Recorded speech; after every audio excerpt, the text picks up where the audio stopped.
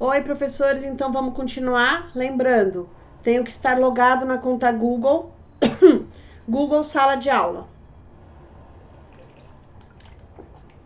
Nós vamos agora, abrir a sala Professor X. Eu já expliquei o mural na primeira aula, estou na aba Atividades. Da aba Atividades, na aula passada eu expliquei como produzir ou como você realizar a confecção dos seus tópicos, como reutilizar postagem e como postar uma atividade material, um material, tá? Material são todos aqueles elementos que você trabalha, apostila, slides, textos, são materiais que você encaminha para o seu aluno. Então, todo material encaminhado tem uma instrução de uso que você pode colocar. Vamos trabalhar agora a pergunta. Pergunta é uma atividade muito legal, eu gosto, inclusive acho que é uma das melhores atividades que você pode trabalhar online. A pergunta, ela pode ser respondida de duas formas pelo aluno, em respostas curtas ou múltipla escolha. A resposta curta cabe em média 4 parágrafos completos, dentro dessa resposta, tá?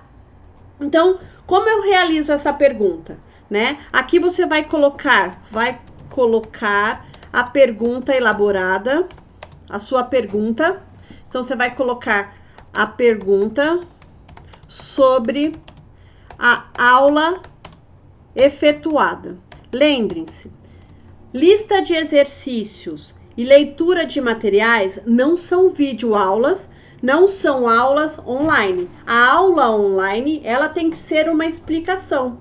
Então, essa aula online, ou ela é a partir de um vídeo gravado, que pode ser seu, de um colega seu, do YouTube, ou de qualquer outro lugar, ou um texto aonde faça menção a todos os conceitos e o passo a passo daquele tema que você está pretendendo explicar. Então, na pergunta, você vai colocar as instruções da relação dessa atividade. Então, eu dei lá no material, eu dei para eles uma videoaula sobre climatologia.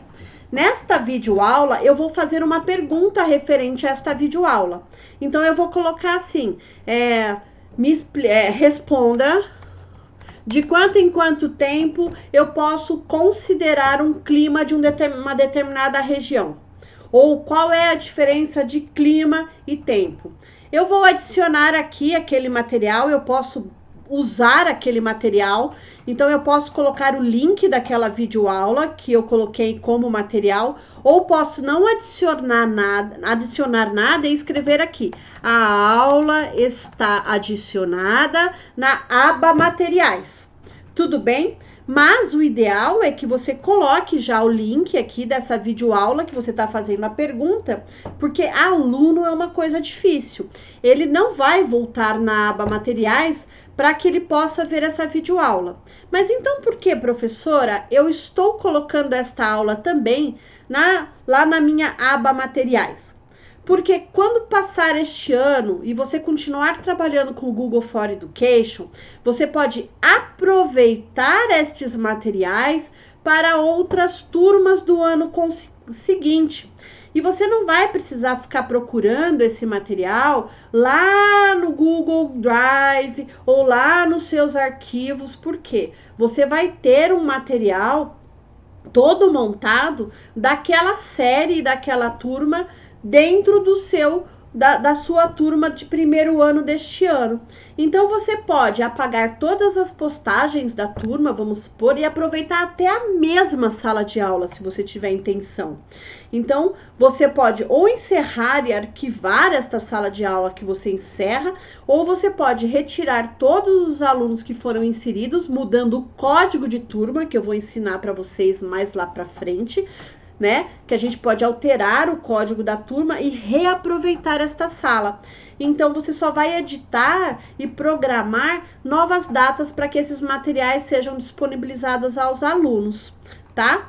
E isso dá para fazer lá no plano pedagógico, Então, você fica com essa sala de aula aí como se fosse uma apostila online sua, da sua disciplina em cada ano, Então, vamos lá. Voltando à pergunta, eu posso aqui na primeira linha, sigam o mouse, tá? Eu não consegui deixar meu mouse colorido ainda, porque eu tô trabalhando com um aplicativo que se chama OBS Studio para gravar essas aulas.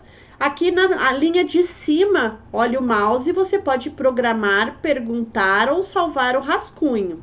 Ou descartar este rascunho. Quando eu descarto, ele vai voltar lá para o botão criar, né? E vou novamente criar a pergunta. Então, aqui você vai colocar a pergunta elaborada, porque a gente vai ver como vai aparecer para o aluno. E aqui as instruções desta pergunta.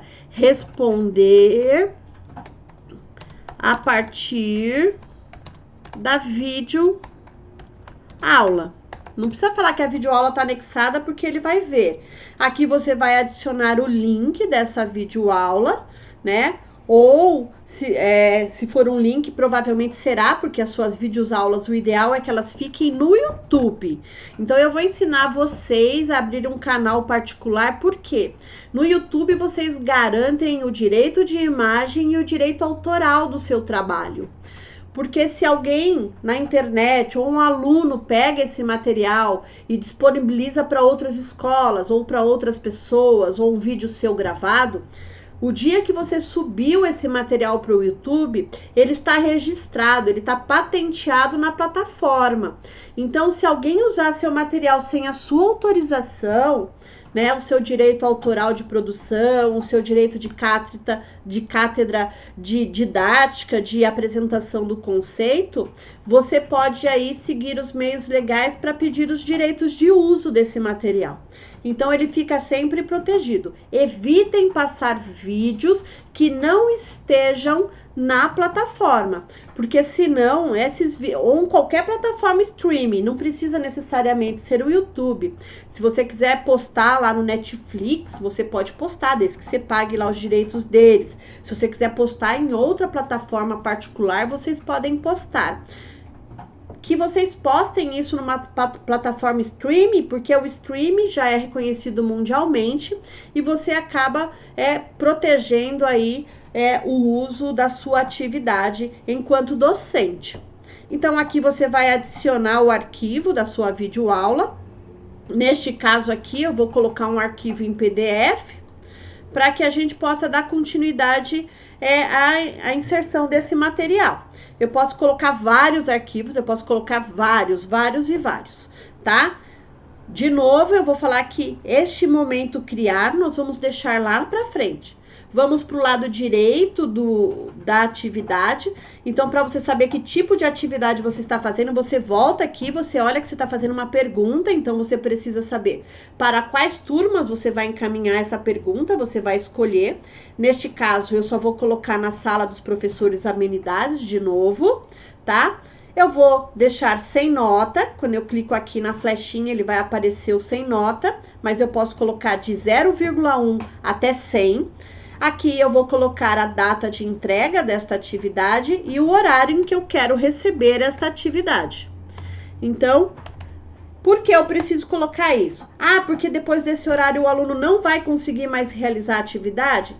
Não, ele vai conseguir realizar. Mas se ele realizar fora do prazo, quando você receber esta atividade como retorno, vai aparecer para você recebido em atraso.